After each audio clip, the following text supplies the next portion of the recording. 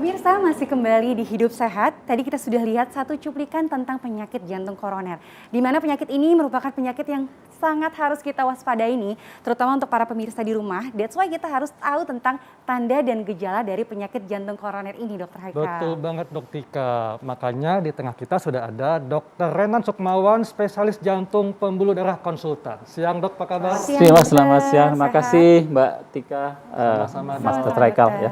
Dok, gangguan jantung ini kan banyak, Dok ya. Tapi yang paling common itu seperti fakta mitos nih, Dok. Ini yang akan saya tanyakan kepada dokter. Nyeri dada sebelah kiri seperti ditusuk dan sesak napas adalah gejala penyakit jantung koroner. Fakta atau mitos, Dok? Baik, saya jawab langsung ya. Jadi kalau kita ditusuk-tusuk sendiri itu gejala yang tidak khas ya.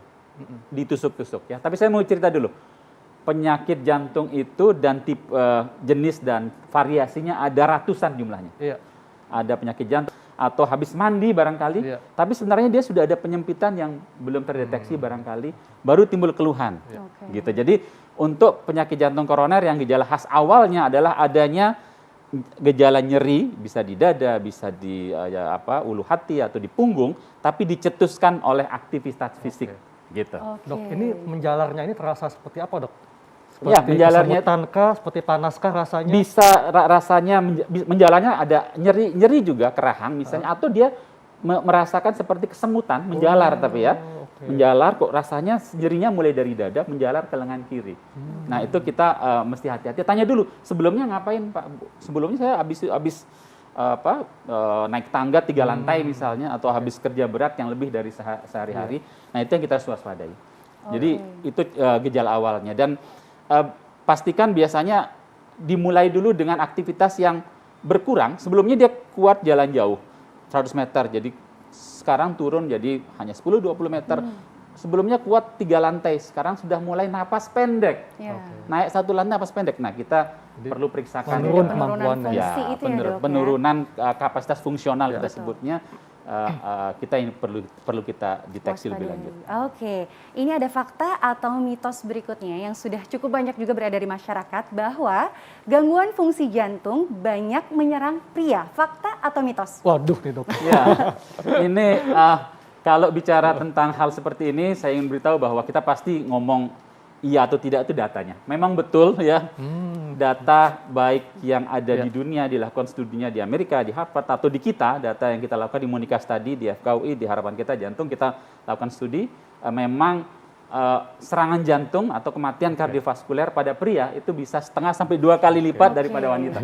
Itu berarti bukti. Itu fakta ya? Iya, itu fakta. Jadi itu bukti empirisnya. Bukti, pasti orang nanya, terus kenapa laki-laki gitu kan? Kenapa, Dok? Pasti begitu kan? Iya. Ada juga studi yang menceritakan kenapanya gitu. Salah satunya tentu kita berbahagialah para ibu-ibu kita, pada saudara kita, Dokter Tika ya. Jadi kalau perempuan itu punya hormon estrogen salah satunya. Dia memproteksi pembuluh darah sehingga punya aliran yang kemudian lebih aktif barangkali gitu ya, secara umum tentu. Dan itu faktor lingkungan yang berpengaruh sendiri terhadap kemungkinan penyebab laki-laki lebih banyak yang menderita serangan jantung atau kematian karena penyakit kardiovaskular dibanding perempuan. Jadi ini fakta, Dok ya. Fakta. Makanya untuk para laki mesti hati-hati ya. Dan tentunya para istri semakin sayang sama suaminya. Lagi-lagi request tambahan dari Dokter Haikal nih. Iya, Dok, ini kita masih akan membahas tentang banyak lagi, Dok, tentang gejala penyakit jantung koroner yang perlu diketahui masyarakat, tentang penyakit jantung koroner dan bagaimana cara kita mencegah dan mengatasinya. Sesaat lagi tetap di Hidup Sehat. Jadi penyakit jantung ini tidak mengenal umur ya, dapat menyerang siapa saja, tidak hanya orang tua tapi juga orang muda. Makanya penting bagi kita untuk tahu apa saja gejala-gejala penyakit jantung, khususnya penyakit jantung koroner. Jadi sekarang kita akan berlanjut ke fakta atau mitos berikutnya nih, Dok. Mudah lelah, telapak tangan sering mengeluarkan keringat, merupakan gejala-gejala dari penyakit jantung, terutama penyakit jantung koroner. Fakta atau mitos? Ya, ini bisa dibetulkan 2 hal ya. Mudah lelah itu kalau sebelumnya dia sehat, kemudian pelan-pelan mudah lelah bisa saja. Tapi kalau telapak tangan saja, ini sering terjadi. Kita juga terima banyak pasien tangannya berkeringat.